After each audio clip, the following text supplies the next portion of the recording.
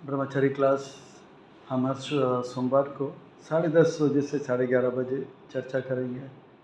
हरिनाम चिंतामणि ये एक सुंदर ग्रंथ है जो भक्ति विनोद ठाकुर द्वारा रचित है।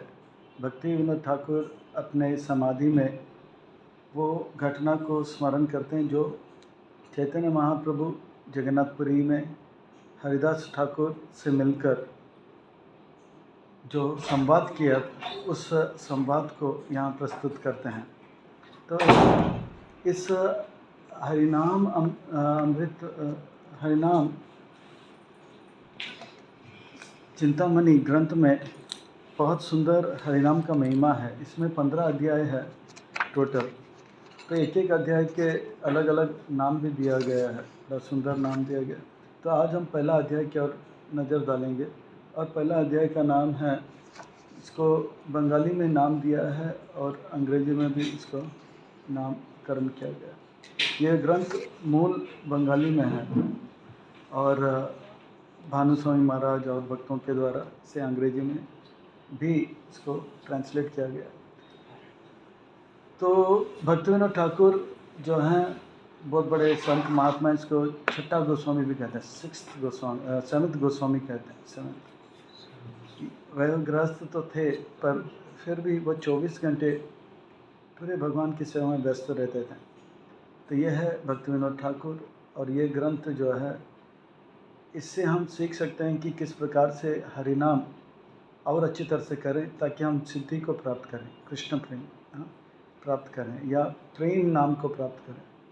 और क्या नहीं करना चाहिए, अपराध से कैसे बचें और संबंध तत्व का जो गलती है उससे बचें। तो सही चीज़ को पकड़ना और गलत को छोड़ना, ये ग्रंथ से हम सीख सकते हैं।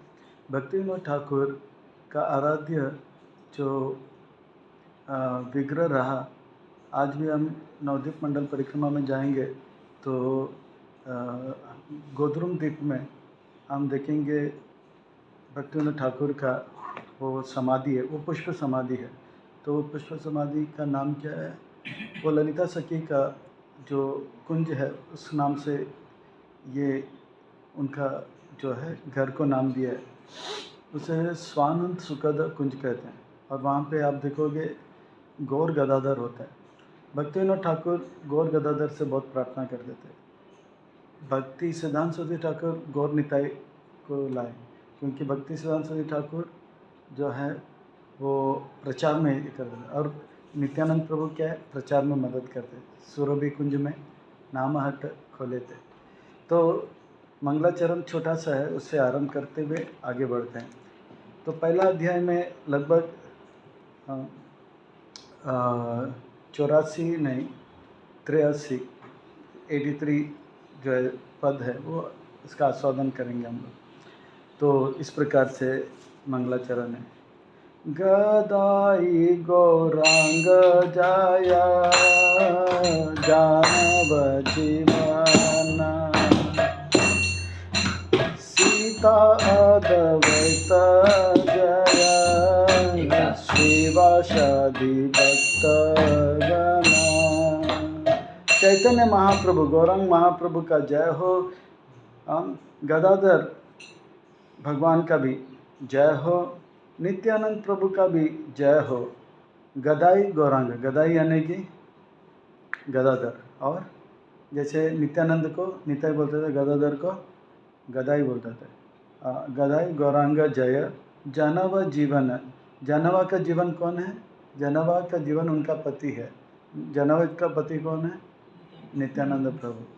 और सीता द्वैत यानी कि सीता देवी के जो पति है कौन है? अद्वैत आचार्य, उनका भी जय हो और शिवास पंडित का भी जय हो और सारे भक्तों का जय हो।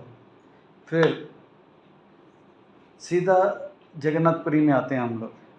लावन जलाब्दी तीरे नीलाचल सिरे मंदिरे, दारु ब्रह्मा पुरुष प्रदान,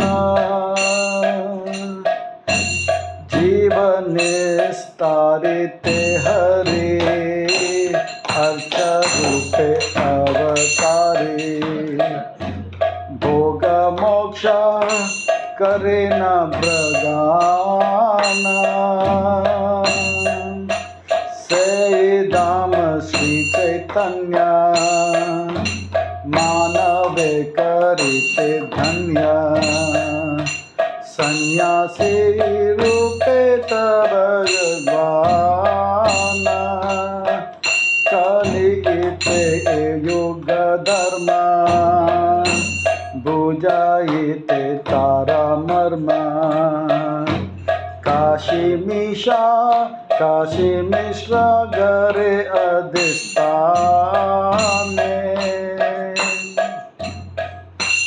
लवन जलाब्धि तीरे वो नमक का एक समुंदर है, उसके तट पर नीलाचल श्री मंदिर है। और उस मंदिर में कौन विराजमान है? दारू ब्रह्मन। दारू का अर्थ होता है लकड़ी। हाँ, मराठी में दारू का अर्थ क्या होता है?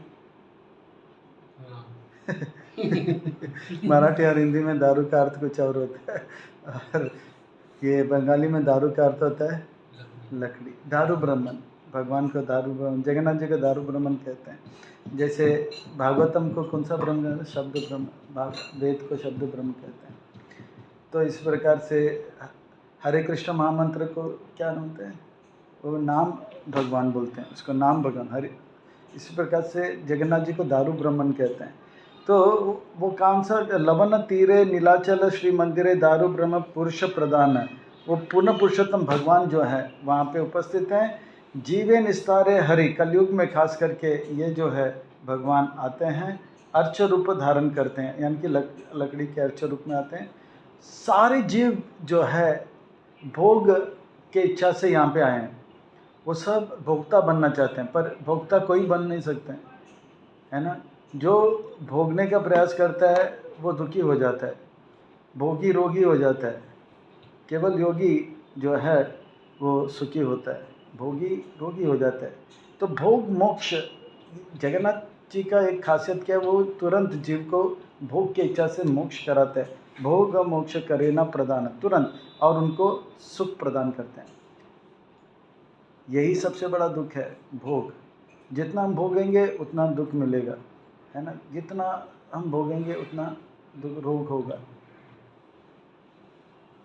हमेशा मैं एक उदाहरण देता हूँ, एक नौकर का, संक्षेप में बताऊँगा। वो नौकर नौकरी तो करता है, पर एक दिन वो पहली बार वो नया टेलीविज़न आया, नया सोफ़ा है, तो सोफ़ा में बैठता है, टेलीविज़न देखता है।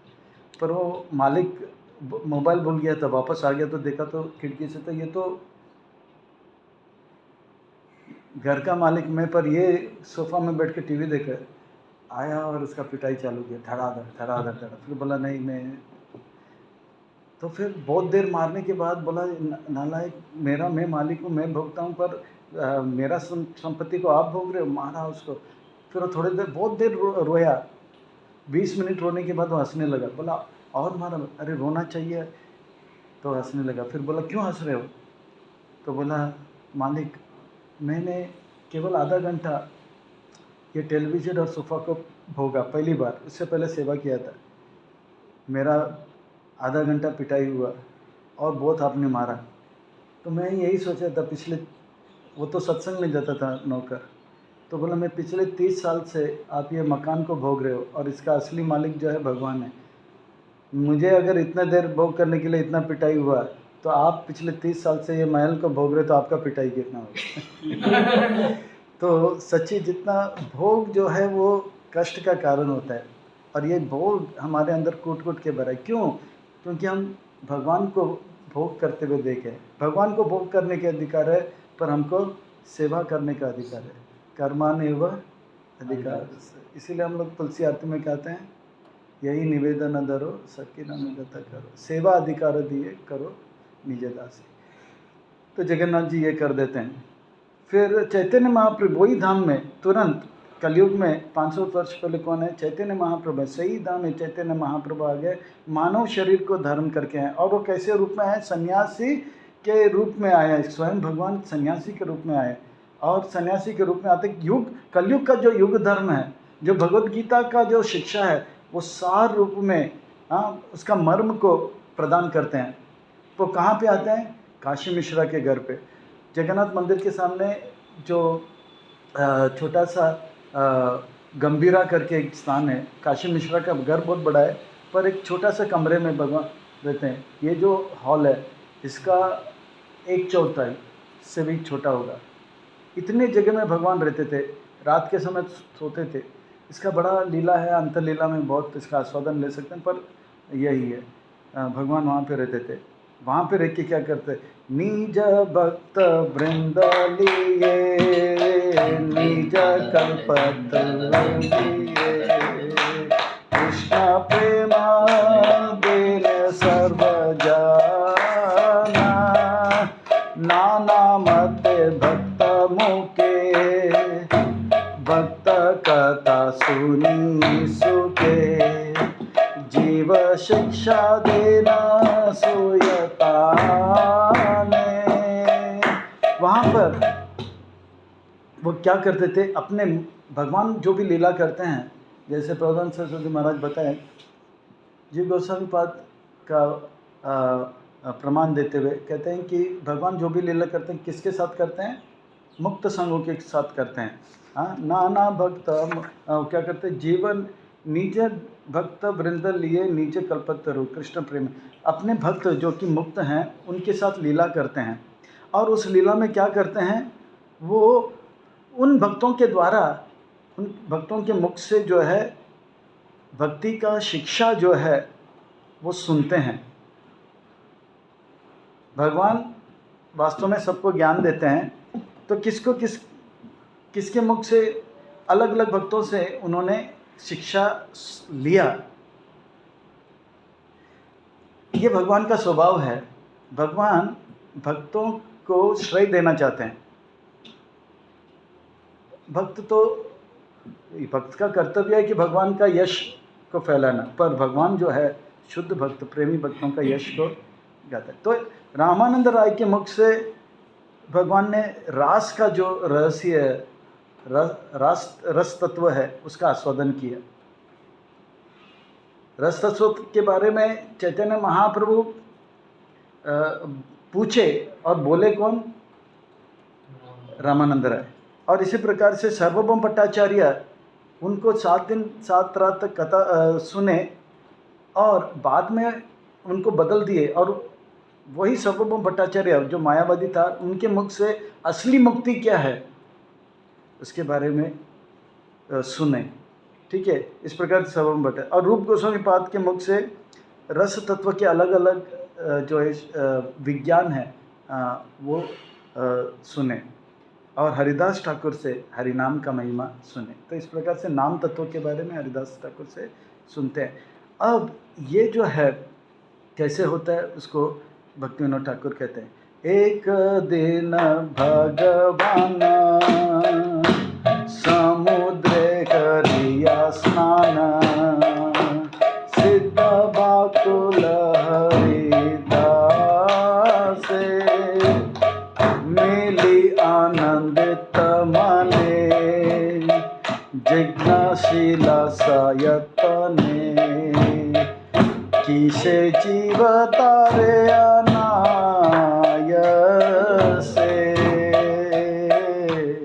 तो ये जो है प्रश्न है। चैतन्य महाप्रभु एक दिन क्या किए? वो समुद्र के तट पर आए, स्नान किए, और स्नान करने के बाद क्या है? वो सीधे सिद्ध बकुल मंदिर में आते हैं। सिद्ध बकुल वो स्थान है जहाँ पे हरिदास ठाकुर, यवन, मलेच, ब्रह्मा जी वो जगन्नाथ जी के मंदिर नहीं जाते थे, पर जगन्नाथ जी के चक्र को देख के वहाँ पे प्रणाम करते थे।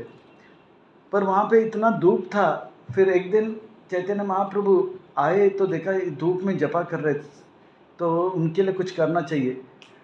तो सुबह सुबह जब जगन्नाथ जी का दर्शन करके आ रहे थे, तो जगन्नाथ जी के पुजारी ने, पंडा ने जगन्नाथ जी का दातुन दिए थे। जगन्नाथ जी को जब दातुन होता है तो यहाँ पे शीशा होता है, और शीशा को ऐसे ऐसे करते हैं तो उनका दांत को घस देते हैं। तो वो दातुन लिया, चैतन्य महाप्रभु गए और वो दातुन को बकुल का पेड़ का जो लकड़ी था उसको नीचे गाड़ देते हैं, वो 8 इंच का जो था वो सीधा 40 फीट का एक पेड़ बन जाता है। ऐसा आज तक किसी ने किया है या किसी को करते हुए देखा? पेंसिल को नीचे डाला और झुप करके एक पेड़ आ गया। परिचय थे ना वहाँ पर, उन्हें 5000 वर्ष पहले एक बार नहीं 2 बार अपने लीला में किया। तो हरिदास ठाकुर के लिए उस पेड़ के नीचे आश्रय मिला, छाया मिला। आज भी वो पेड़ जिंदा है। 500 वर्ष पहले उसके नीचे अगर जपा करोगे इतना अच्छा वाइब्रेशन आता है, बहुत अच्छा लगता है। वहाँ बैठ के कुछ 64 माला बड़ा आसान हो जाता है। तो वो पेड़ के नीचे किससे मिले? हरिदास ठाकुर से मिले। और बहुत ही इम्पोर्टेंट प्रश्न, यही प्रश्न के पर पूरा ये नाम चिंतामणि आधारित है, हरिनाम चिंतामणि आधारित। तो प्रश्न क्या है? आनंदित है, जिज्ञासीला से सायतने, ये जीव जितने भी संसार में जीव है, सायतने की से जीवतारे अनाशय। ये जितने भी जीव हैं, बद्ध जीव हैं, वो संसार में इतने यत्न यानी कि कष्ट का क्यों अनुभव कर रहे हैं? ये प्रश्न। और ये कष्ट से कैसे वो लोग आनंदित होंगे? मिली आनंदित मने, वो लोग आनंदित हो गए, पर जिज्ञासीला सा यतन की से तारे अनाशय। ये जो कष्ट है, यतन है, ये क्लेश है, ये दुख है, इससे जीव कैसे तर जाएंगे? तारे अनाशय, यह है भगवान। हम लोग भगवान के बारे में सोचे ना सोचे, पर भगवान हमारे बारे में निरंतर सोचते हैं, क्योंकि भगवान पिता है। इस संसार के पिता भी अपने संतान के बारे में सोचते हैं, है ना। संसार में बहुत कुछ होता है, कहीं पे आंधी होता है, कहीं तूफान होता है, कहीं सुनामी आता है, वो सुनते हैं, ठीक है, पर अपने बच्चे को कष्ट होता है तो पिता से रहा नहीं जाता है। इसीलिए कहने वाले खूब कहे, अच्छे देख सकता हूँ मैं कुछ भी होते हुए, नहीं मैं नहीं देख सकता तुम्हें रोते हुए। भक्तों को या बच्चे को, अपने संतान को रोते हुए, सुनामी आ गया सुनेगा वीडियो, अरे उसको शेयर भी कर देगा पर अपना बच्चा दुखी है, उसे सामने कुछ ना कुछ करेगा। तो असली पिता भगवान है, वो क्यों नहीं ऐसा करेगा? ये भगवान का स्वभाव है, दया है। तो इसी प्रश्न के ऊपर अब हरिदास ठाकुर, उनकी विनम्रता को देखो, शरणागत जीव के लक्षण को देखना चाहिए। शरणागत जीव होते हैं, प्रेमी भक्त होते हैं, उनके हृदय में भगवान निवास करते हैं। उनके एक एक शब्द, उनके एक एक शरीर के क्रिया, उनके एक एक मन के विचार भगवान को समर्पित होता है, शरणागति को प्रदान करता है। हरिदास ठाकुर विनम्रता का प्रदर्शन करते हैं। शरणागति के 6 लक्षण होते हैं। एक क्या है? अनुकूल च संकल्प, प्रतिकूल च वर्जन, गोप्तत्व वर्णम, अवश्य रक्ष भी कृष्ण, कार्पण्य, आत्मा निक्षेप, षड्विधा शरणागति। पर ये 6 में जो आत्म निक्षेप है, विनम्रता जो है, कृपण जो बोलते हैं, विनम्रता, वो सबसे महत्वपूर्ण है। भक्तिविनोद ठाकुर कहते हैं कि ये 6 में 5 हो और विनम्रता ना हो सकता है घमंड होकर हम अहंकारी होकर अपराध करके भक्ति से नाश हो सकते हैं। पर अगर विनम्रता है और बाकी 6 नहीं है, पर धीरे धीरे से बाकी 5 भी आ जाएगा, असली शरणागति को प्राप्त करें। पर यहाँ पे देखने वाली बात है, हरिदास ठाकुर के शब्दों में कितनी विनम्रता है।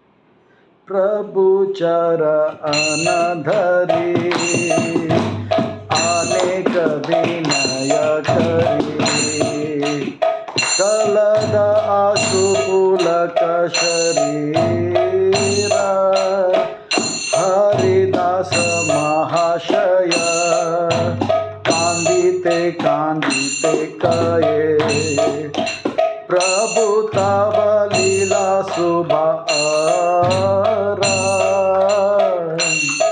प्रश्न पूछा, अभी प्रश्न पूछा तो भगवान ने प्रश्न पूछा। अगर भौतिकवादी व्यक्ति होता, वो कॉलर टाइट करके बोलता, इसका जवाब मेरे को आता है, मेरे से बड़ा पंडित कौन है, और बड़ा वीडियो भी ले लेगा और वो वायरल भी कर देगा।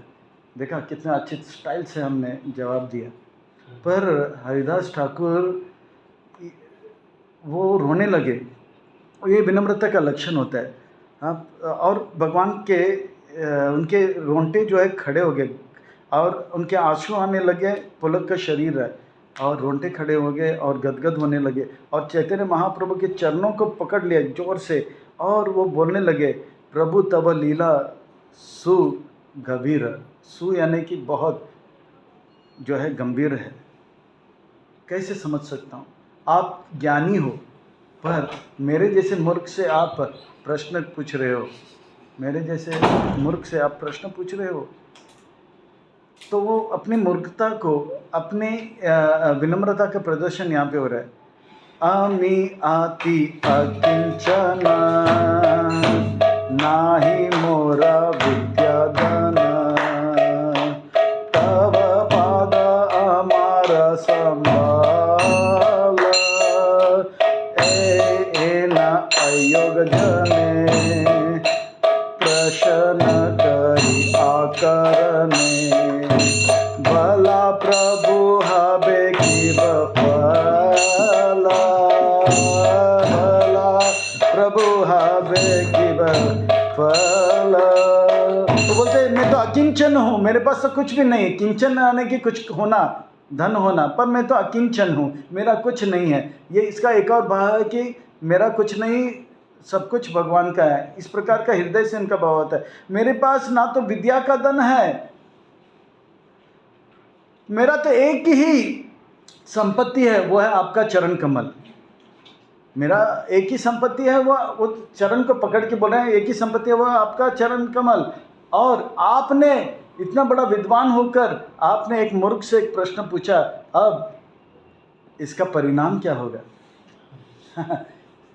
इसका परिणाम क्या होगा? देखो, यद्यपि ब्रह्मा जी हैं, 4 वेद के ज्ञाता है और 4 वेद का सार को भी जानते हैं, उसको प्रस्तुत भी कर सकते हैं, पर विनम्रता हृदय से प्रकट हो रहा है, शब्दों में भी देखा जा सकता है। यह है शुद्ध भक्त का लक्षण। आज हमने सुना हिरण्याक्ष, पर वो इतना घमंड उसके शब्दों में दिखाई पड़ रहा था, क्योंकि उनका जो हृदय है उसमें जो है संसार का संपत्ति है, काम क्रोध लोभ से भरा हुआ है, पर इनके हृदय में भगवान निवास करते हैं। तो शरणागति इनके शब्दों से, इनके मन के विचार से और इनके शरीर के कार्य से प्रकट होता है। कर्मणा मनसा वाचा, शरणागति प्रकट होता है, क्योंकि भगवान उनके हृदय में। हनुमान जी ने जब हृदय को फाड़ा तो क्या देखा है? सीताराम सीताराम सीताराम। अभी भौतिकवादी व्यक्ति, एक भक्तिवादी व्यक्ति भाग रहा था, तो उसका दोस्त बोला, अरे क्यों भाग रहे, क्यों भाग रहे? बोला, अरे मेरा जो पत्नी है वो मेरा पीछे चाकू लेकर भाग रही है। बोला, क्यों? तो मैंने एक फिल्म का गाना गाया। बोला, क्या गाना गाया?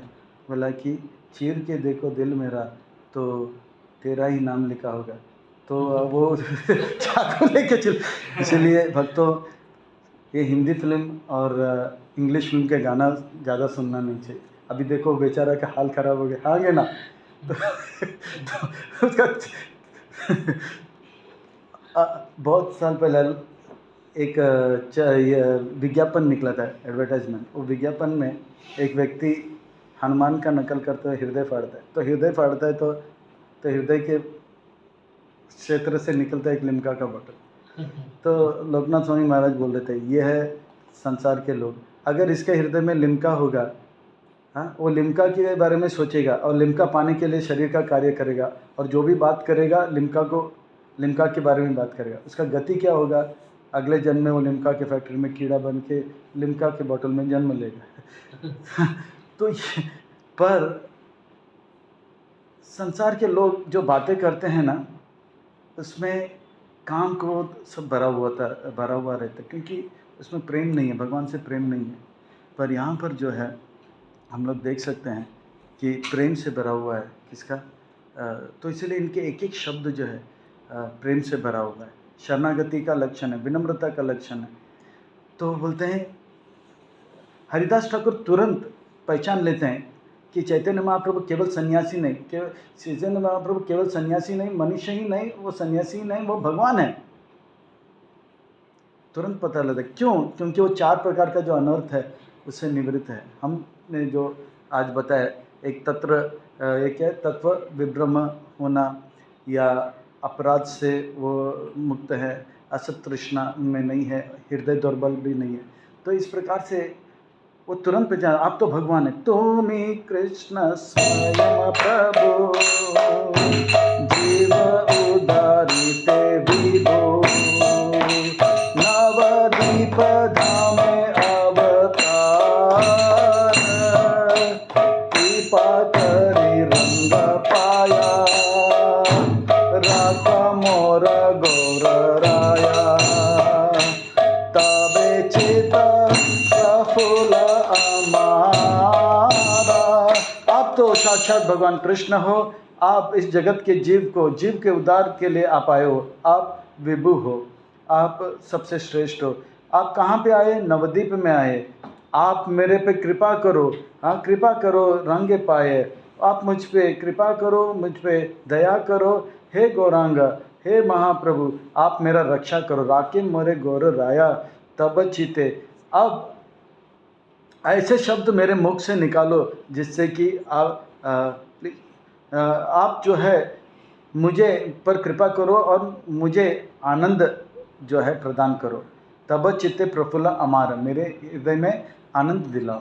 भगवान से बोल रहे हैं आप कृपा करो, मेरे हृदय में आनंद। फिर वो कहते हैं तुम्हारा अनंत नाम, तब अनंत गुण ग्राम, तब रूप सुख रसगर,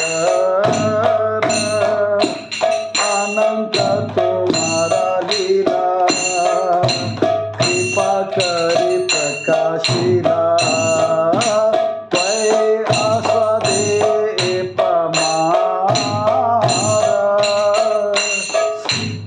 कहते हैं कि आपका नाम अनंत है। कृष्ण गोविंद जैसे भगवान के नाम, विष्णु पितामह तो सीधा सहस्र नाम को सुना दिया, विष्णु सहस्र नाम, पर ऐसे अनगिनत नाम है भगवान के, और अनगिनत भगवान के गुण भी है। भगवान दयालु हैं, कृपालु हैं, ये भगवान के अनेक अनेक गुण हैं। और तब रूप सुखेर, भगवान का रूप भी अनेक है और एक एक रूप जो है आनंद प्रदान करता है। चैतन्य महाप्रभु कृष्ण का रूप, जगन्नाथ जी का रूप आनंद प्रदान करते हैं। और उनका भगवान का लीला भी अनंत है, नाम अनंत है, गुण अनंत है, रूप अनंत है, भगवान के लीला अनंत है। आप मुझ पे कृपा करो, आप अनंत हो, आप विभु है, मैं अनु हूँ, आप मुझ पे कृपा करो ताकि आपका प्रश्न का मैं उत्तर दे सकता हूँ। अच्छा, पहली बात वो कहते हैं कि आप मुझ पे कृपा करो ताकि आपके नाम, आपके गुण, आपके रूप और आपके लीला का मैं आस्वादन कर पाऊँ। भीख मांग रहे हैं, यद्यपि वो ब्रह्मा जी हैं, यद्यपि वो नाम 64 माला नहीं, कितने करते हैं? 3 लाख नाम करते हैं। हाँ 142, हाँ 100, तो इसको इतना नाम करते हैं, फिर भी वो कहते हैं कि आप, और वो नाम का आस्वादन भी करते हैं।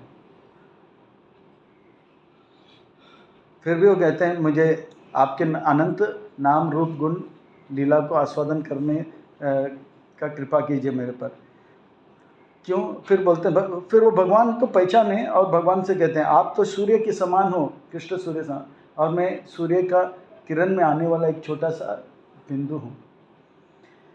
चिन्मय भास्कर तुम्हें, तीरा में का आना अमी, तुम्हें प्रभु आमी नित्य दास, चरण पीयूष तव, मम सुख सुवैभव, तव नाम अमृत मोर आस। नाम रूप गुण लीला में अब ब्रह्मा जी जो हैं, हरिदास ठाकुर नाम की ओर फोकस कर रहे हैं। वो कहते हैं कि आप सूर्य के समान हो, मैं आपके सूर्य से निकल आने अनेक किरणों में से एक छोटा सा किरण हूँ। आप मेरे प्रभु हो, आप स्वामी हो, मैं आपका नित्य दास हूँ। हाँ, आपका चरण कमल ही मेरा, आपका जो चरण कमल है वही मुझे आनंद दिला सकता है। मेरे पर ऐसा कृपा करो कि आपका जो हरिनाम है, आपका जो नाम है, उसका मुझे आस्वादन कराओ। और दूसरा, ये जो नाम का जो अमृत है वही मेरा एक आश्रय है, आशा है, वही मेरा प्राण है। अभी देखो नाम रूप लीला सब हो गया, पर नाम पे वो फोकस करते हैं, अनंत है। पर अब उसका जवाब देने के लिए भीख मांग रहे हैं। आपका कृपा होगा तो मैं आपका प्रश्न का उत्तर दे पाऊंगा। पहले तो बोला आपने जो प्रश्न पूछा, आप तो विद्वान हो, भगवान तो विद्वान है, मैं तो मूर्ख। मूर्ख को व्यक्ति को प्रश्न पूछा तो इसका परिणाम क्या होगा, बहुत भयंकर होगा। पर अभी भीख मांगते हुए कहते हैं, ए माता आदम आमी की बालिके जन स्वामी, तब आज्ञा करी पालना, ये बाल बे मोरा मुके, तुम्हारा बलि बसुके, दोष गुण ना करी गणना। आप मेरे स्वामी हो, मैं आपका दास हूँ, मैं पतित हूँ, आप जो है पावन हो, पवित्र हो। मैं कैसे आपके प्रश्न का उत्तर दे सकता हूँ? फिर भी आपका आज्ञा है, आज्ञा तब आज्ञा करीब पालन, आपका आज्ञा है, मैं उसका पालन करूँगा। और तुम्हारा बलि व सुखे, और इस प्रकार से कृपा करो कि मेरे मुंह से कोई शब्द निकले, और वो शब्द कैसे निकले, आपको प्रसन्न कर सके। इन शब्दों में दोष हो सकता है, पर उन दोषों को आप क्षमा कर दो।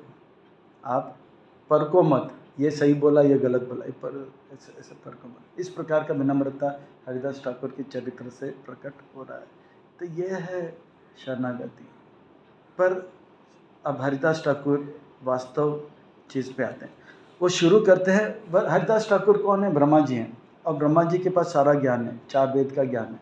पर वही ब्रह्मा जी हरिदास ठाकुर क्या है, सारा वेद का सार नाम है, वो अपने आचरण से भी प्रकट करते हैं, और 3 लाख नाम प्रकट करते हैं। और यद्यपि वो यवन परिवार में जन्म लिए हैं, ना तो वेद पढ़े ना शास्त्र पढ़े, जो बातें बोलते हैं इतना सुंदर बातें बोलते हैं, जो कि शास्त्र के पंडित भी आश्चर्यचकित हो जाएगा।